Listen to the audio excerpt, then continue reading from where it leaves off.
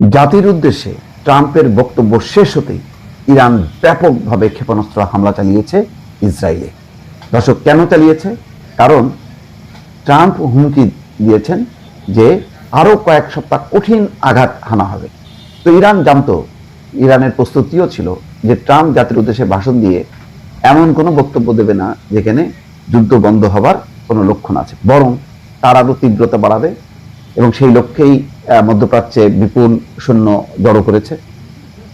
তো এই কারণেই, এবং যেহেতু ইরানকে একটা কঠিন শিক্ষা দেবে, সেই কারণে ইরানই উল্টো তার শক্তিমত্তা দেখালো। বলা হচ্ছে খবরে, জাতির উদ্দেশ্যে ভাষণ দিয়েছেন মার্কিন প্রেসিডেন্ট ডোনাল্ড ট্রাম্প। তার বক্তব্য শেষ হতেই ব্যাপক ক্ষেপণাস্ত্র হামলা চালিয়েছে ইরান।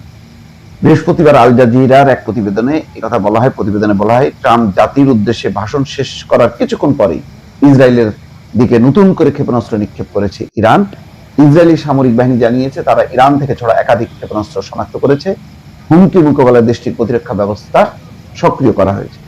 সামরিক বাহিনীর এক বিবৃতিতে বলা হয়, হুমকি প্রতিহত করতে প্রতিরক্ষা ব্যবস্থা কাজ করছে। এর আগে ট্রাম্প দাবি করেন, এই যুদ্ধে ইরানের নৌ এবং বিমান শক্তি বড় ধরনের ক্ষতির মুখে পড়েছে এবং দেশটির অনেক শীর্ষ নেতা নিহত হয়েছেন। তিনি আরো বলেন, ইরানের ক্ষেপণাস্ত্র এবং ড্রোন হামলার সক্ষমতা উল্লেখযোগ্যভাবে কমে গেছে। এখন আসলে ট্রাম্প এই যুদ্ধে আমিরাত, সৌদি আরব তাদেরকেও জড়াতে চাচ্ছে। জড়ায়ে আস্তে করে শেষ হয়ে যাবে এবং যুদ্ধটা তখন ইসরায়েল, আমিরাত, সৌদি আরব তারা একযোগে করবে। এই হচ্ছে তার উদ্দেশ্য। তো তার একটা মহড়া সে দেখালো। তো ইরান জানে যে কি কি করতে পারে ট্রাম্প। তো সেই জন্য ওই তার রেডি ছিল যে সে একটা বিশ্বকে হুমকি দেবে, বিশ্ব বলবে যে সর্বনাশ কি হতে যাচ্ছে। তো ইরান রেডি ছিল বলেই যেই মাত্র ভাষণ শেষ হয়েছে সাথে সাথে ইরানও দেখা দিচ্ছে। এবং ইরান বলছে যে যদি ইরানের ভূখণ্ডে মার্কিন সৈন্য প্রবেশ করে তাহলে তারা অপেক্ষা আছে, বলছে যে হাঙরের মুখে পড়তে হবে তাদের, অর্থাৎ হরমুজ প্রণালী তারা দখল করবে, জাহাজ চলাচল উন্মুক্ত করবে এবং সেখানে ইরান এমন আক্রমণ চালাবে যে মার্কিন সৈন্যদের ওই মানে সাগরের মধ্যে পড়তে হবে এবং হাঙরের পেটের খাদ্যে তারা পরিণত হবে। তো এগুলি পাল্টাপাল্টি হুমকি হচ্ছে, উত্তেজনা চলছে, সমাধানের কিন্তু লক্ষ্য নেই। এমন অবস্থায় বোঝাই যাচ্ছে যে যে আলোচনাটা পাকিস্তানে শুরু হয়েছিল, যে পাকিস্তান, তুরস্ক, মিশর তারা যে আলোচনাটা শুরু করছে, সেই আলোচনাটা আসলে কার্যত ব্যর্থ হয়েছে বলেই পাকিস্তানের পররাষ্ট্রমন্ত্রী দৌড়ে গেছে চীনে। তো চীন আবার কঠিনভাবে ট্রাম্পের ভাষণ শেষ হওয়া মাত্রই তারা যুদ্ধবিরতির আহ্বান জানিয়েছে এবং অন্যদিকে ইরানও হামলা চালিয়েছে।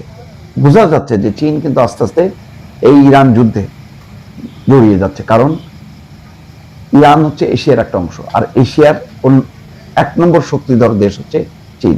এটা চীনের জন্য একটা প্রেস্টিজের ব্যাপার হয়ে দাঁড়িয়েছে এবং ইরান ক্ষতিগ্রস্ত হওয়া মানে চীনও ক্ষতিগ্রস্ত হওয়া।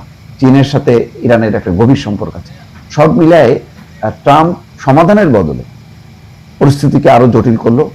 এখন দেখার বিষয়, ইতিমধ্যে যে খবরগুলো আসছে, যে প্রধান যে খবর, যে তেহরানের শতাব্দীর প্রাচীন চিকিৎসা গবেষণা কেন্দ্রে হামলা, ব্যাপক ক্ষয়ক্ষতি, তার মানে প্রচুরভাবে ক্ষয়ক্ষতি ঘটাবে। ইতিমধ্যে যুক্তরাষ্ট্র ইসরায়েলের হামলায় তেহরানে 33,000 বাড়ি ক্ষতিগ্রস্ত হয়েছে, ঘর বাড়ি জনবসতি শেষ হচ্ছে।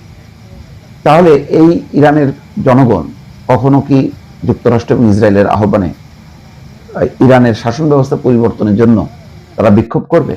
তারা যদি বিক্ষোভই করে, সেটা তাদের নিজেদের জন্য করবে, মানে আমেরিকা বা ইসরায়েলের জন্য করবে। এটা পরিষ্কার হয়ে গেল দর্শক।